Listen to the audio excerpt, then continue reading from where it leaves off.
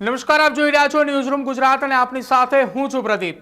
હવામાન વિભાગે તાજી બે નવી તસવીરો સોશિયલ મીડિયાના માધ્યમથી અપલોડ કરવામાં આવી છે કે જ્યાં ગુજરાતની અંદર હવે સાર્વત્રિક વરસાદની સ્થિતિ દેખાઈ રહી છે અને એ સ્થિતિની વચ્ચે હાલની પરિસ્થિતિ ગુજરાતની વાત કરવામાં આવે 25 તારીખ એટલે કે આજના દિવસ દરમિયાન હવામાન વિભાગ દ્વારા બપોરે 3 વાગ્યાની આસપાસ જે તસવીરો આપી છે સામે ગુજરાતની અંદર, જેની અંદર આખા ગુજરાતમાં માત્ર ગણતરીના લગભગ 8 થી 9 જિલ્લાઓ છે કે જ્યાં વરસાદ નથી।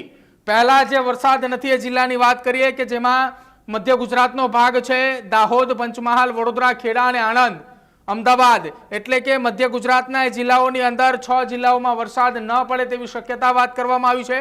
સાથે જ સૌરાષ્ટ્રના પણ 3 જિલ્લા આપવામાં આવે છે, દેવભૂમિ, દ્વારકા, પોરબંદર અને જામનગર।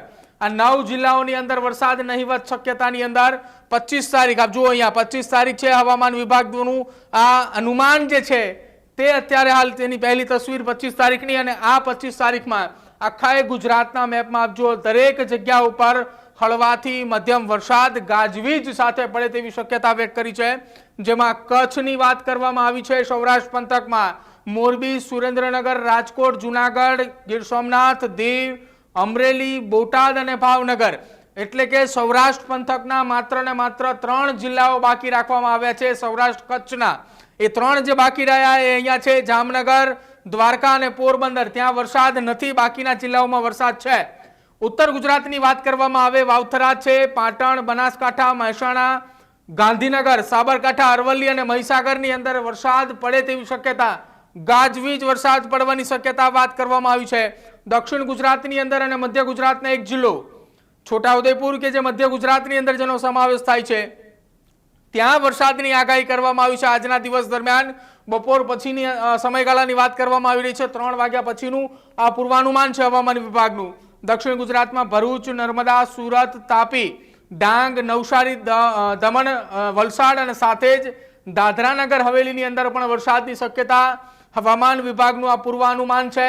આજના દિવસનું 25 તારીખનું, હવે આવતીકાલનું એટલે કે 26 તારીખનું પૂર્વાનુમાન શું છે, રાત્રિના 12 વાગ્યા બાદ શું પરિસ્થિતિ ગુજરાતની અંદર, કેટલા જિલ્લાઓની અંદર વરસાદની શક્યતા, જેમાં પણ મધ્ય ગુજરાતની વાત કરવામાં આવે અને સાથે જ સૌરાષ્ટ્ર પંથકની વાત કરવામાં આવે, કુલ લગભગ 10 જેટલા જિલ્લાઓની અંદર વરસાદની નહીવત શક્યતાઓ છે, જેમાં સૌરાષ્ટ્રની અંદર નહીવત શક્યતાની અંદર એક જિલ્લાની અંદર વધારો થાય છે અને જિલ્લો છે અહીંયા જુનાગઢ। જુનાગઢની અંદર વરસાદની નહીવત શક્યતા આવતીકાલના દિવસ માટે છે।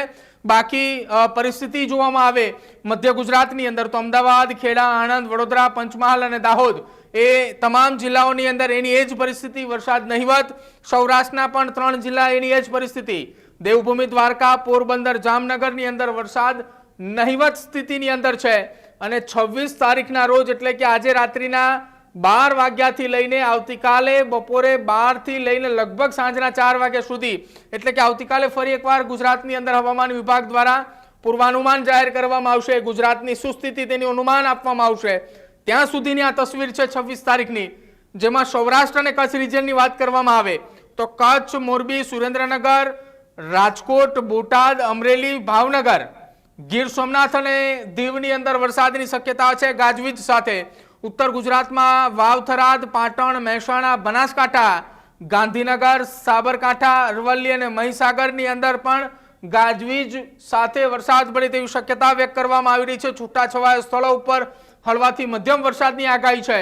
દક્ષિણ ગુજરાતના વાત કરવામાં આવે ભરૂચ, નર્મદા, છોટાઉદેપુર છે, સુરત છે, નવસારી છે, દમણ, વલસાડ, દાદરાનગર હવેલી છે, ડાંગ છે, તાપી, વાપીની વાત કરવામાં આવી રહી છે। આ તમામ જિલ્લાઓની અંદર વરસાદ પડી શકે છે। છૂટાછવાયા સ્થળે હળવેથી મધ્યમ વરસાદ ગાજવીજ સાથે પણ પડે તો પણ નવાય નહીં તેવું પૂર્વાનુમાન જે છે તે હવામાન વિભાગ અમદાવાદ તરફથી આ બે તસવીરો જે છે તે અત્યારે આપવામાં આવી છે।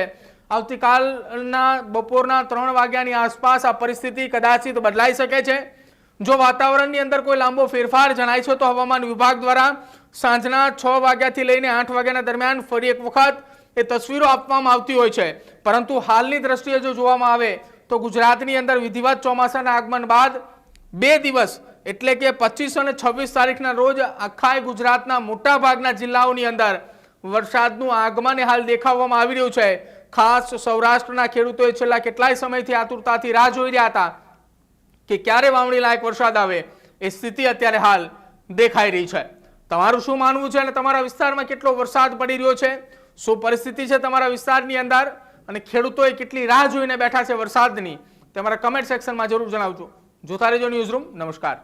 ખેડૂત ભાઈઓ છે ખેતરમાં ડ્રોન ઉડાવતા હોય છે ત્યારે આપણે એક પ્રશ્ન સતાવતો હોય છે કે જે આપણે અત્યાર સુધી જીપીએસ ટેકનોલોજીવાળા ડ્રોન વાપર્યા છે, જેથી કરીને મોબાઈલ ટાવર છે અથવા તો હાઈ ટેન્શન લાઇન પસાર થતી હોય, કોઈ વૃક્ષો હોય, ત્યારે જે જીપીએસ ટેકનોલોજીવાળા ડ્રોન છે એમાં ટકરાય અને ટ્રેસ થાય છે। પણ એગ્રીઓન લાવ્યું છે GNSS ટેકનોલોજી ડ્રોન, જેથી કરીને એ ડ્રોન છે એ કોઈ જગ્યાએ ટકરાય નહીં, પોતાની રીતે જ ડિસિઝન લે છે અને મૂવ થઈ જાય છે, જેથી કરીને GNSS ટેકનોલોજી ડ્રોન છે એ વાપરવાનો આગ્રહ રાખો।